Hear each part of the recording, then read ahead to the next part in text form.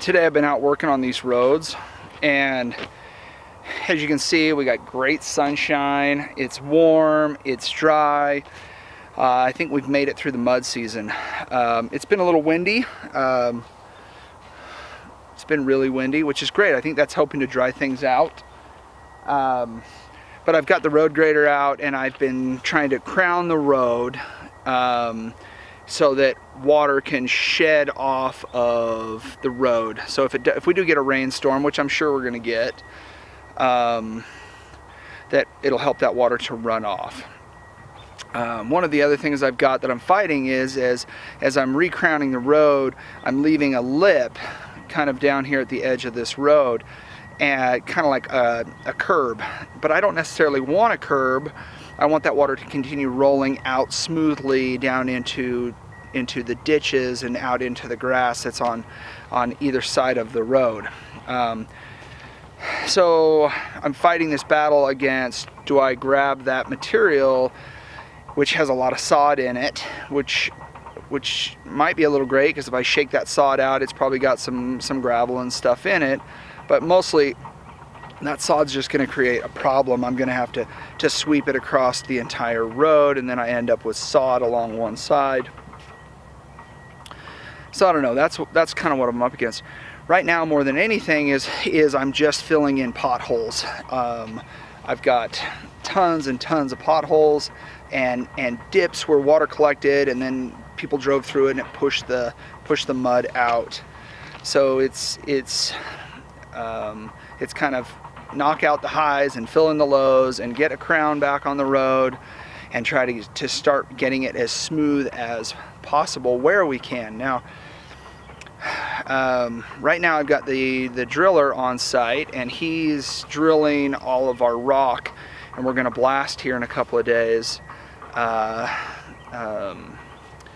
really excited about that, because once we blast, then we can start hauling material and building the roads up. And ultimately, where I don't have a lot of rock in the road, I want to dig out all of that topsoil, and I want to fill that in with 12 or 16 inches of good rocky material. I probably even want to put fabric underneath of that, or some kind of a mat to stabilize that, so that when you put weight on that road and it's maybe saturated with some kind of moisture, whether that's in the spring or rainstorms or whatever, that stuff doesn't want to push down and then push out and create ruts. If you've got that fabric there, it's going to hold it and create a lot more stability in the road. So there's a lot of sections. I've got about a mile of road, and as you can see, as you're really trying to start dialing things in, it can be a little bit tedious. It's going to take some time with this road grader to work out this entire mile of road, between digging it out, putting fabric down, putting the rock in, compacting, and then grading that, and then capping it with smaller stone to give us a nice smooth finish and some quality roads. The other thing we're up against is I've got the power company who is going to put in the power, and I've got the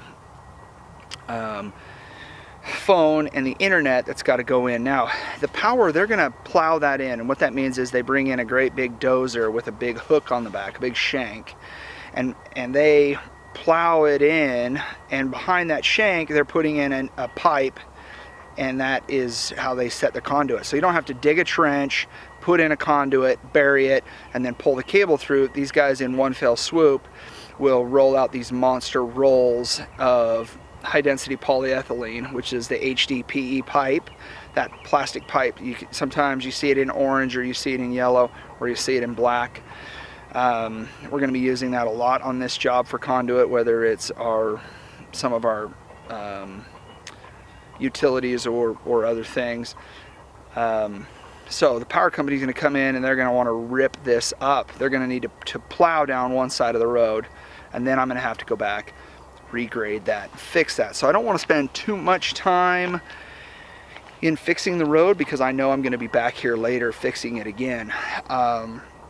I'll also, the phone company wants us to put in all of the conduit, so we'll end up having to dig a 24-inch deep trench and then bury conduit, run conduit 2 different J boxes, these junction boxes, and then they'll come out and pull through those conduits. We'll leave a string in the conduit. They'll use that string as kind of a mule tape to pull their utilities in, and then we'll have phone and internet here in this particular subdivision. So we'll end up with power and phone and internet, and then so I guess what I'm saying is I'm working on roads because we want easy access to the project, to bring in materials and the utility companies to get in, but at the same time there's no sense in trying to finish these roads because they're going to get hammered over the next 3 months while we're in here working and hauling stuff in, hauling stuff out. I just want to maintain them and keep them nice, and once I get the utilities in the ground, then I can start working on roads. But we'll actually finish with roads. It's weird. I need the roads to get in. You'd think I would do those first, but I'm going to do just the minimums on the road to access the project. That way I can start at the bottom, power's first at 42 to 48 inches. I've got phone, internet, that's going to be at 24 inches. I've got a community leach field, so every single lot in here has that HDPE pipe that runs to the lot. That way they can hook up and pump that effluent to our leach our leach field. Sorry. They'll pump their effluent through that pipe to our leach field. So once I get power and the septic and sewer in, and then phone and internet, and get everybody out of here and all the heavy trucks out, then I can go in and really fine grade it, put down that fabric, put down that rock, and then cap it with road base and finish it up. So that's kind of the plan that I've got right now, is just make the roads passable, keep them nice, keep them clean, because I'm sure there's going to be a lot of traffic out here looking at this. I've got realtors out here, people from out of town that are coming to look at the property. So we're kind of under construction, and I need to keep it open and keep it available and accessible. I can't just blow this place up, make a mess of it, and then when I'm all done, finish the roads, because I want to keep people coming and looking and checking it out. So that's the current plan, subject to change, of course, but we've got, like I said, we've got the Blaster Jeff Blaster.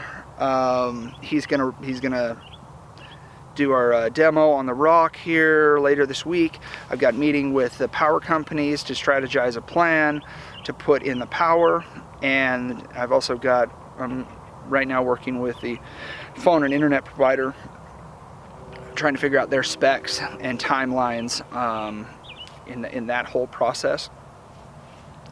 And at the same time, I'm trying to get the roads built and accessible, but not too overbuilt, because they're going to get tore up during construction of all the utilities. So that's what we've got going.